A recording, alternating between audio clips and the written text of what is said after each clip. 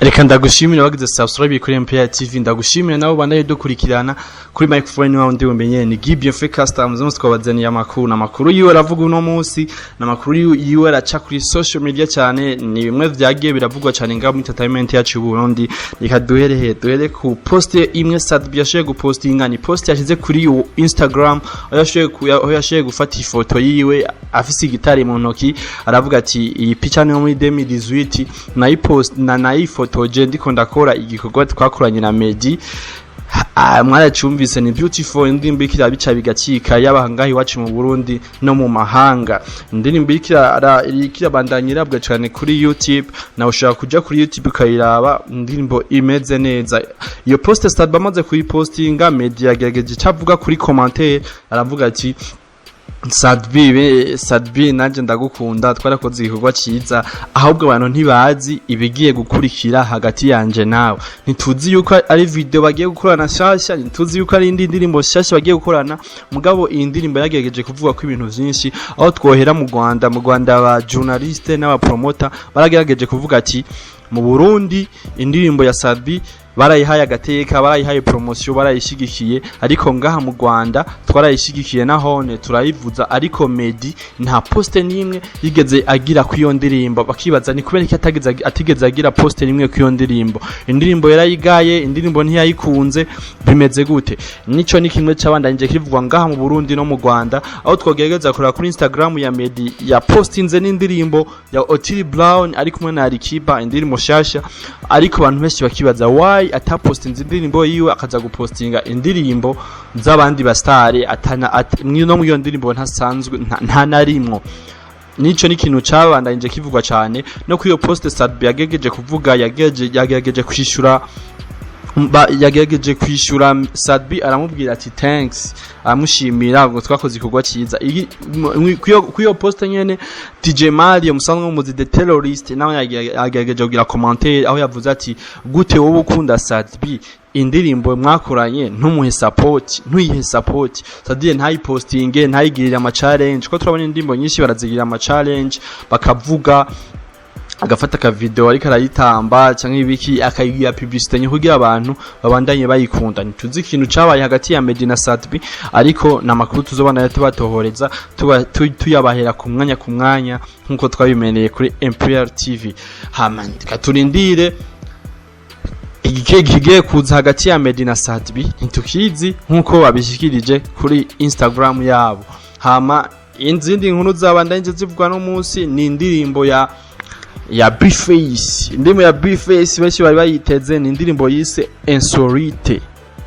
Indirimbo imara iminota 8. Indirimbo irimo amajambo menshi cyane, ariko yagerageje kuvuga ati abaririmbyi bigira ibihangange bahuye n'abafana babo bakabagara ko ntibabaramutse, akagenda mu nzu y'umuntu akifotorezaho akaca postinga ati ngo in my house. Sadire agashaka kwerekana ko aba mu nzu izimvye kandi yibera ngo ku kirago. Yashatse kuvuga ati ngo barara ku kirago, mbwa twize nta bastari gacu barara ku kirago.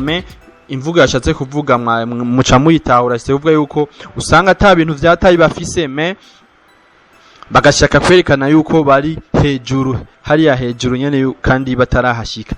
Yange aravuga ati abaririmbyi barimba gospel ugasanga muhurira mu kabare ko barwa amaroyale, bagakwita amaroyale 10, bakacaja ngaho bakavuga mu masengero ati ngo kunwa inzoga ngo ni bibi. Abose yabaririmbye ko ahavuga ati benshi babishakira abakobwa.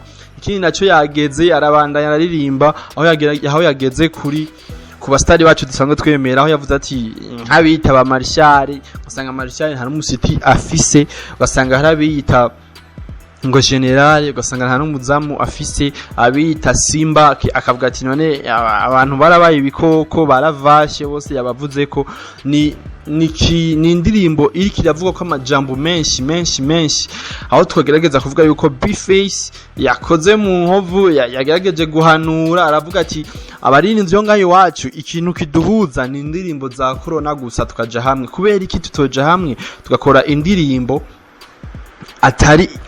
atari zibijanye na corona, twarimba indirimbo zisanzwe zikaduhuza tugashira hamwe kugira duteze imbere umuziki w'u Burundi. Iyi ni imwe mu nkuru iravuga nimwe mu nkuru yiriwe iravugwa cyane uyu munsi. Ikindi naco twobashikiriza mu nkuru zagiye ziravugwa cyane muri iyi minsi ni interview Lolilo yakoze na Landry Promoter, aho iyo interview bashoboye kumubaza ati kweri ki Lolilo utabonetse muri seminaire ya Bantu Boy yashoboye gutegura.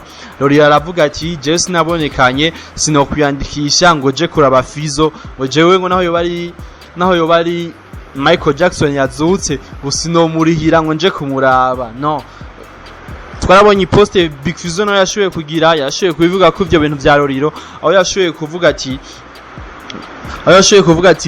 ko mwidodomba no kwasama mutera induru n'ibiki, murakora namwe seminaire murabe ko ntazoza kubashigikira bla bla bla. Urumva nizo ni zimwe mu nkuru z'abandanye zivugwa cyane muri iyi minsi.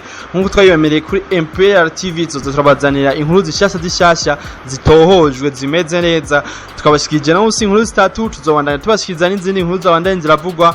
Mwumvise za Medi, mwumvise za Bface, mwumvise induru ziri hagati ya Lolilo na Big Fizo. Nizo ni zimwe mu nkuru zavuzwe cyane uyu munsi wacu wa kabiri. Tubandanye tubashimira rero uza kugira subscribe, kugira na commentaire, kugira tubandanye tubashikiriza. Bye bye, mugire umugoroba mwiza.